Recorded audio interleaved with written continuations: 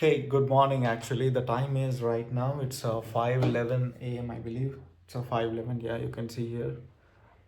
It's early morning. So I just woke up at 4:30 a.m. and I just got fresh up, like face wash and everything.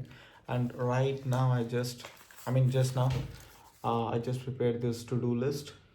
Okay, to-do list, because this is really important. Being as an entrepreneur, if we don't have a perfect uh, plan for each and every single day, we'll be get lost, because we'll be not having only one specific work, right? Like for example, if you're a 9 to 5 employee, you always go to your job and do one specific work for the next 1 year, maybe until the next project, or maybe until you complete the project, right? But for us, every day is a new task, every day is a new challenge being as an entrepreneur. Okay, and I'm super proud of it, I'm so happy for it.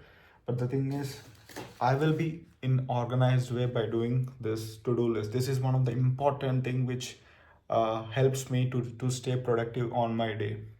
Okay, so if you're an entrepreneur, or maybe if you want to start your entrepreneurship journey, this is the suggestion I will give you. That is, you must maintain to-do list, no matter if you're doing a 9 to 5 job, and if you're a part-time entrepreneur, I mean from 6 to 9 entrepreneur, still you should have this to-do list.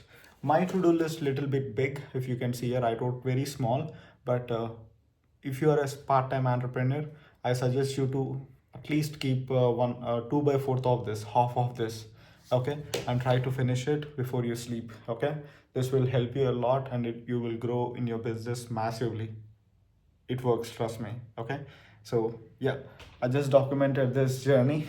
I'm just documenting because one day I know I'm going to make it happen. I'm going to become super successful.